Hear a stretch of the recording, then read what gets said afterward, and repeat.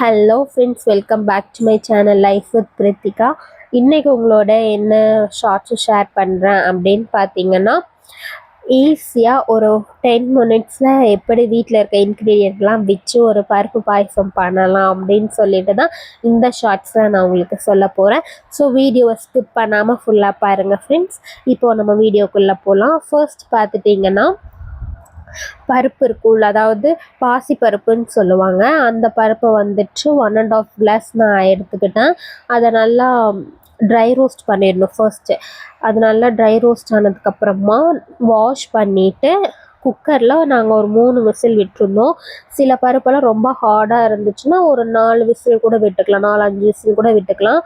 அதே மாதிரி தண்ணியோட அளவு பார்த்தீங்கன்னா, நான் 1½ கிளாஸ் நான் பருப்பு எடுத்தேன், 1 கிளாஸ் நான் வந்து தண்ணி எடுத்துக்கிட்டேன். அந்த ரேஷியோவில் தான் இருக்கணும். தண்ணி நீங்கள் நிறையா எடுத்துட்டீங்க அப்படின்னா அந்த பருப்பு வெந்தால் ஒரு மாதிரி இருக்கும், ரொம்ப ஒரு பாயசம் மாதிரி இல்லாமல் ஒரு கூழோட கன்சிஸ்டன்சி ஆகிடும். அந்த மாதிரி இருக்கக்கூடாது. ஸோ தண்ணியோடைய அளவு வந்து நீங்கள் கரெக்டாக மெஷர் பண்ணி வச்சுக்கணும். அப்போது அந்த பருப்பு வேகிற அந்த கேப்லேயே நான் வந்து பாலையும் காய்ச்சி எடுத்துக்கிட்டேன். ஸோ பால் வந்து நம்ம சுட சுட ஊற்றணும் அப்படின்னா திரிஞ்சிரும். அதனால் பால் வந்து நல்லா ஆறி இருக்கணும்.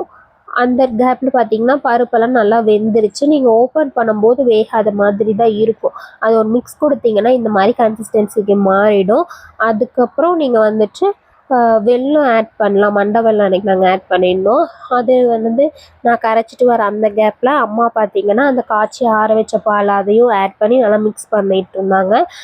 அதுக்கப்புறம் நான் மண்டை வெல்லம் கரைச்சி எடுத்துகிட்டு அப்புறம் திராட்சை முந்திரி இதெல்லாமே வந்து எண்ணெயில் வந்துட்டு வறுத்து எடுத்துக்கணும். அதெல்லாமே நான் ப்ரிப்பேர் பண்ணிட்டு வந்ததும் அம்மா தான் இதெல்லாம் மிக்ஸ் பண்ணாங்க. ஏன்னா எனக்கு வந்து அந்த அளவு எனக்கு தெரியல, ஸ்வீட்னஸ்ஸு அதுக்கப்புறம் பால் எவ்வளோ ஆட் பண்ணணும் அப்படின்றது தெரியலனால மிக்ஸ் மட்டும் அம்மா கொடுத்தாங்க. ஸோ அந்த பாலெல்லாம் ஊற்றி நல்லா மிக்ஸ் பண்ணதுக்கப்புறமா அந்த நம்ம வெல்லம் மண்டை வெல்லம் கரைச்சி வச்சுருந்தோம் இல்லையா, அதையும் வந்து ஸ்ட்ரைனர் வச்சு நம்ம வடிகட்டி தான் ஆட் பண்ணிக்கணும். ஏன்னா அது நம்ம அப்படியே ஆட் பண்ணும்போது அதில் சில இதில் குப்பை எல்லாம் கல் மண் அந்த மாதிரி எல்லாம் இருக்கும்.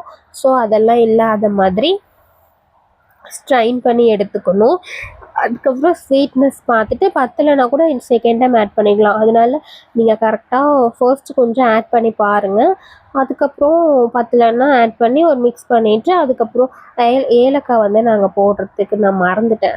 அதுக்கப்புறம் மறுபடியும் அது ஒரு 3-4 ஏலக்காய் எடுத்து தட்டி அதையும் ஆட் பண்ணி சேர்த்துக்கிட்டேன்.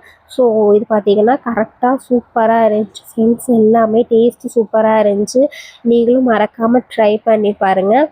எப்படி வந்துச்சுன்னு சொல்லிட்டு எனக்கு கமெண்ட் பண்ணுங்கள். இந்த வீடியோ உங்களுக்கு பிடிச்சிருந்துச்சுன்னா லைக் அண்ட் ஷேர் பண்ணிக்கோங்க. மறக்காமல் சப்ஸ்கிரைப் பண்ணிக்கோங்க ஃப்ரெண்ட்ஸ். தேங்க்யூ.